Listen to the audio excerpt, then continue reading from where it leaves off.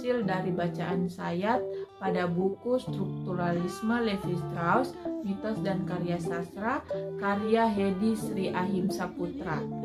Sebelum saya menjelaskan hasil dari bacaan saya ingin sedikit menjelaskan tentang riwayat hidup Levi-Strauss. Claude Levi-Strauss lahir pada tahun 1906 di Prancis dari orang tua berdarah Yahudi Belgia.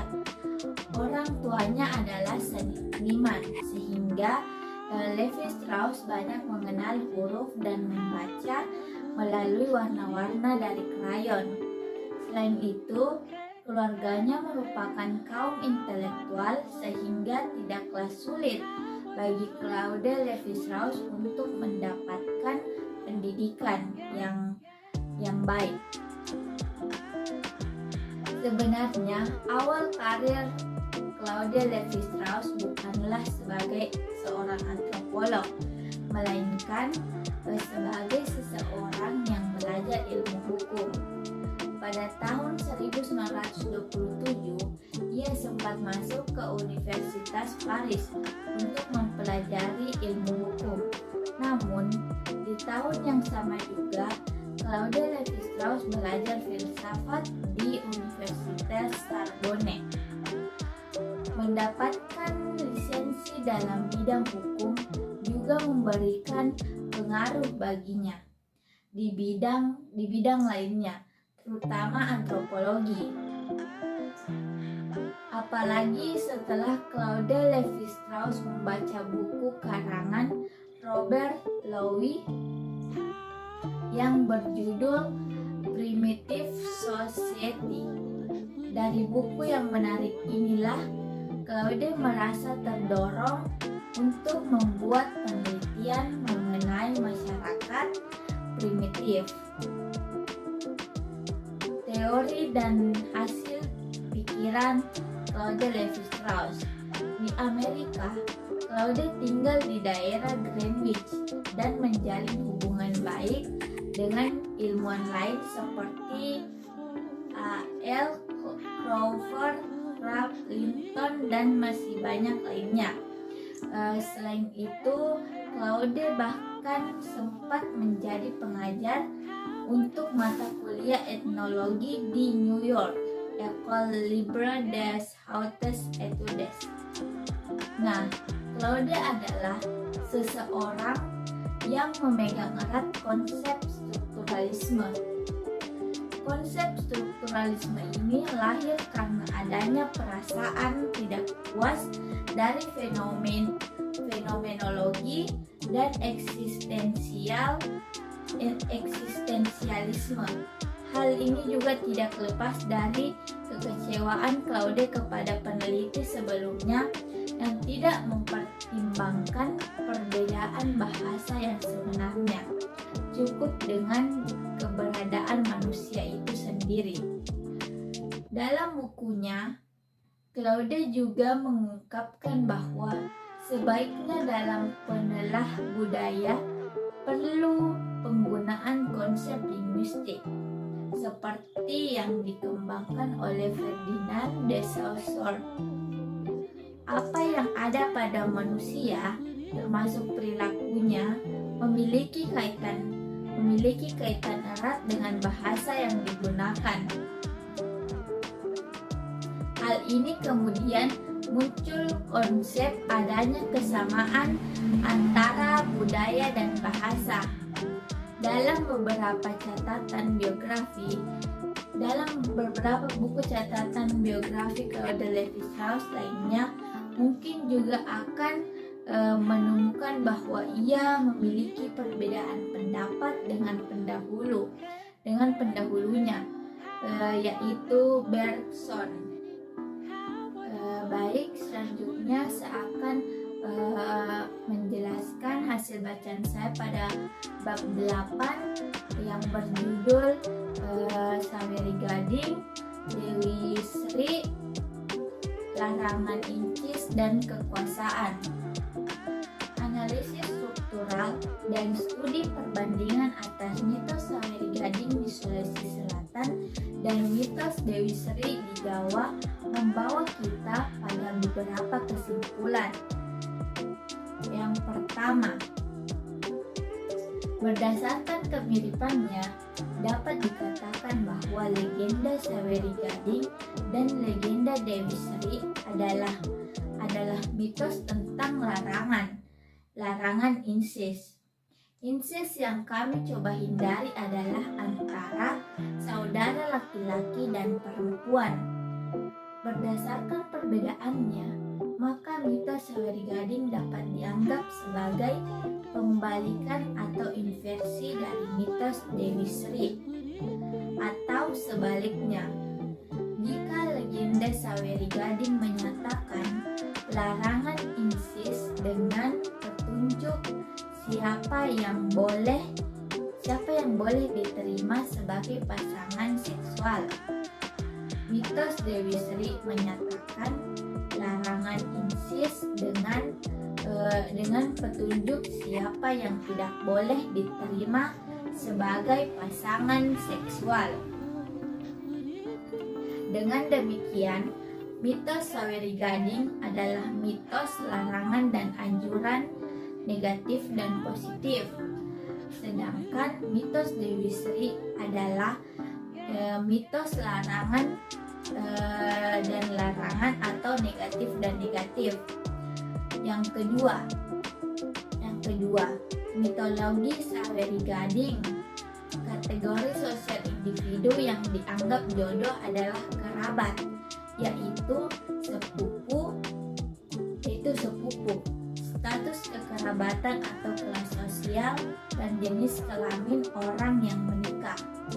Di sisi lain, dalam mitologi Dewi Sri, kelas sosial disarankan untuk tidak menikah seperti suami istri yang raksasa atau non kerabat atau orang-orang dari latar belakang sosial dan budaya yang berbeda, yang berperilaku berbeda. Terlepas dari jenis kelamin orang yang menikah. Dalam mitos Saweri Gading, ketika seorang gadis menikah, calon pasangannya memilih kerabat atau sepupu dari kelas sosial yang lebih tinggi. Pasangan yang dipilih untuk perawan harus dari kelas atau status sosial yang sama, karena lebih sulit bagi seseorang wanita untuk menjadi kelas sosial yang lebih tinggi karena hanya sedikit keluarga atau anak perempuan yang mau menerima kelas atau status sosial yang lebih rendah. Dalam legenda Dewi Sri, tidak ada yang seperti ini ditemukan. Yang ketiga, Saweri Gading di sini dapat dikatakan sebagai salah satu faktor budaya yang menguatkan dan melegitimasi suatu bentuk perkawinan tertentu, yaitu perkawinan sepupu, sehingga perkawinan dianggap sah. Hasil kaku dan terjebak di masa lalu dalam masyarakat dengan kelas sosial yang lebih tinggi. Hal ini juga berlaku pada mitos Dewi Sri.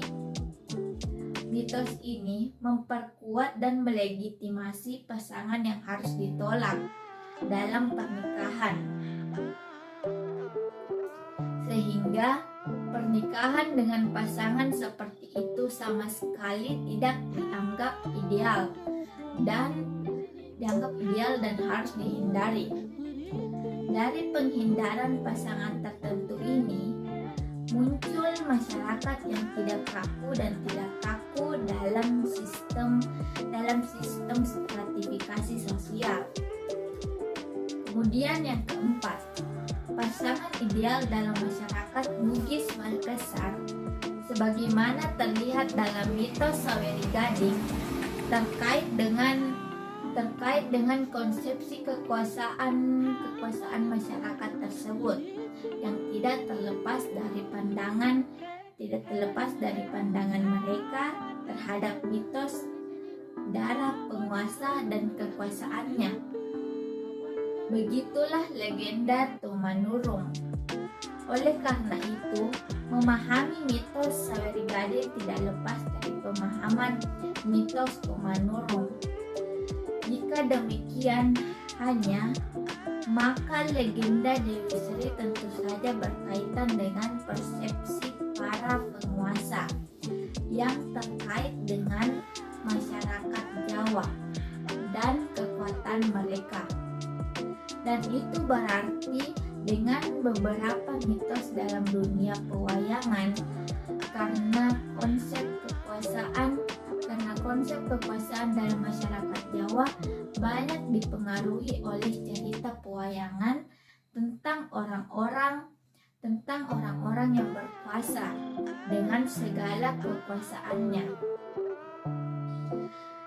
Salah satu legenda tersebut adalah legenda Mintaraga. Kemudian yang kelima, bersama dengan mitos Tumanurung, entah orang Bugis Makassar mengetahuinya atau tidak, mitos Saweri Gading adalah mitos politik yang berusaha mempertahankan kekuasaan di tangannya, antara lain kelompok sosial tertentu, dengan menikahi orang-orang tertentu. Mitologi Saweri Gading menjadi model bagaimana menjaga kemurnian darah bangsawan sebagai basis kekuasaan pada kelas sosial tertentu dalam masyarakat Bugis Makassar.